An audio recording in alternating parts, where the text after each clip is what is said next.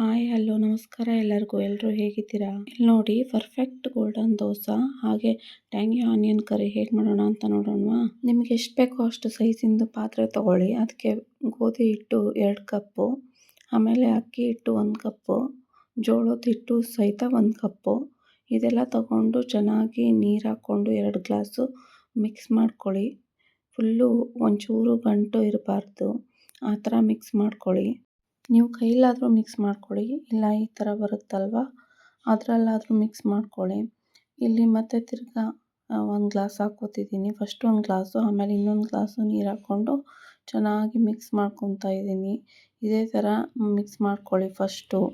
ನಂತರ ಇದಕ್ಕೆ ಒಂಚೂರು ಉಪ್ಪು ಆ್ಯಡ್ ಮಾಡ್ಕೊತಾ ಇದ್ದೀನಿ. ನಿಮಗೆ ಎಷ್ಟು ಟೇಸ್ಟಿಗೆ ಬೇಕೋ ಅಷ್ಟು ಉಪ್ಪು ಹಾಕ್ಕೊಂಡು ಮತ್ತೆ ತಿರ್ಗಾ ನೀರು ಹಾಕ್ಕೋಬೇಕು. ಇದಕ್ಕೆ ಫುಲ್ಲು ನೀರು ದೋಸೆ ಕನ್ಸಿಸ್ಟೆನ್ಸಿಗೆ ಬರಬೇಕು, ಆ ಥರ ಇದನ್ನ ಕಲಿಸ್ತಾ ಇರಬೇಕು.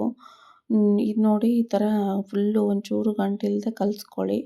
ನಂತರ ಇದಕ್ಕೆ ಖಾರಕ್ಕೆ ಒಂದು 3 ಮೆಣಸಿನ್ಕಾಯಿ, 2 ಬೆಳ್ಳುಳ್ಳಿ, ಒಂದು ಸ್ವಲ್ಪ ಕರಿಬೇವಿನ ಸೊಪ್ಪು, ನಂತರ ಕೊತ್ತಂಬರಿ. ಇಲ್ಲಿ ನಿಮಗೆ ಜಿಂಜರು ಬೇಕು ಅಂದರೆ ಹಾಕ್ಕೋಬೋದು.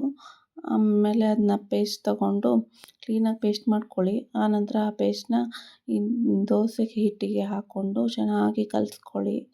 ಇಲ್ಲಿ ಕ್ಲೀನಾಗಿ ಮಿಕ್ಸ್ ಮಾಡ್ಕೊಂಡ ನಂತರ ಈ ದೋಸೆ ಹಿಟ್ಟು ರೆಡಿ ಆಯಿತು ದೋಸೆ ಹಾಕ್ಕೊಳ್ಳೋಕ್ಕೆ. ಇಲ್ಲಿ ನೋಡಿ, ನೀಟಾಗಿ ಎಣ್ಣೆ ಸ್ಪ್ರೆಡ್ ಮಾಡಿಕೊಂಡೆ ಈ ದೋಸೆನ ಹಾಕ್ಕೋಬೇಕು, ಇಲ್ಲ ತವಾಗೆಲ್ಲ ಅಂಟ್ಕೊಂಡ್ಬಿಡುತ್ತೆ. ಈ ಥರ ನೋಡಿ, ನೀರು ದೋಸೆ ಹೆಂಗೆ ಹಾಕೋತಿರೋ ಅದೇ ಥರ ಇದನ್ನ ಹಾಕೋದು. ತುಂಬ ಚೆನ್ನಾಗಿರುತ್ತೆ, ಕ್ರಿಸ್ಪಿಯಾಗಿ ಬರುತ್ತೆ ಫುಲ್ಲು ದೋಸೆ. ಇಲ್ಲಿ ನೋಡ್ತಾ ಇರ್ಬೋದು ನಾನು ಹಾಕ್ತಿದ್ದೀನಲ್ವ, ಇದೇ ರೀತಿಯಾಗಿ ಹಾಕ್ಕೊಳ್ಳಿ. ಈ ದೋಸೆ ಎಷ್ಟು ತೆಳ್ಳಗೆ ಬರುತ್ತೋ ಅದು ಅಷ್ಟು ಕ್ರಿಸ್ಪಿಯಾಗಿರುತ್ತೆ. ದೋಸೆ ತವ ತುಂಬ ಹೀಟಾಗಿರಬೇಕು. ಗ್ಯಾಸ್ ಉರಿನ ಸಣ್ಣಕ್ಕೆ ಇಟ್ಬಿಟ್ಟು ದೋಸೆ ಹಾಕ್ಕೋಬೇಕು. ನೋಡಿ, ಇಲ್ಲಿ ಇಷ್ಟು ಬೇಯಬೇಕು. ಅದು ದೋಸೆ ಬೇಯೋಕ್ಕೂ ತುಂಬ ಟೈಮ್ ತಗೊಳುತ್ತೆ. ನೋಡಿ, ಈ ಥರ ದೋಸೆ ರೆಡಿ ಆಯಿತು. ಇಲ್ಲಿ ಫುಲ್ಲು ಕ್ರಿಸ್ಪಿಯಾಗಿರುತ್ತೆ, ಮುಟ್ಟಿದರೆ ಮುರಿಯುತ್ತೆ, ಆ ಥರ ಕ್ರಿಸ್ಪಿಯಾಗಿರುತ್ತೆ. ಇಲ್ಲಿ ಕ್ರಿಸ್ಪಿ ದೋಸೆ ರೆಡಿ ಆಯಿತು ನೋಡಿ, ಎಷ್ಟು ಚೆನ್ನಾಗಿದೆ ನೋಡೋಕ್ಕೂ. ನೆಕ್ಸ್ಟ್ ಇದಕ್ಕೆ ಈರುಳ್ಳಿ ಪಲ್ಯ ಮಾಡ್ತಿದ್ದೀನಿ. ಇಲ್ಲಿ ಒಂದು ಬಾಣಲೆ ಇಟ್ಬಿಟ್ಟು ಅದಕ್ಕೆ 1 ಸ್ಪೂನು ಎಣ್ಣೆ, ಆಮೇಲೆ 1 ಸ್ಪೂನು ಜೀರಿಗೆ, ಆಮೇಲೆ ಸಾಸಿವೆ, ಕರಿಬೇವಿನ ಸೊಪ್ಪು ಹಾಕಿ ಎಷ್ಟು ಈರುಳ್ಳಿ ಹಾಕ್ತೀವೋ ಅಷ್ಟು ಚೆನ್ನಾಗಿರುತ್ತೆ. ನಾನು 5 ಈರುಳ್ಳಿ ತಗೊಂಡಿದ್ದೀನಿ. ಈರುಳ್ಳಿನ ಚೆನ್ನಾಗಿ ಫ್ರೈ ಮಾಡ್ತೀವಲ್ವ, ಸ್ವಲ್ಪ ಪಲ್ಯ ಆಗುತ್ತೆ ಇದು. ಅದಕ್ಕಾಗಿ ನಾವೆಷ್ಟು ಈರುಳ್ಳಿ ತಗೊಂಡಿರ್ತೀವೋ ಅದರ ಅರ್ಧದಷ್ಟು ಪಲ್ಯ ಆಗುತ್ತೆ ಅಷ್ಟೇ. ಅದಕ್ಕಾಗಿ ನಾನು ಒಂದು 5 ಈರುಳ್ಳಿ ತಗೊಂಡಿದ್ದೀನಿ.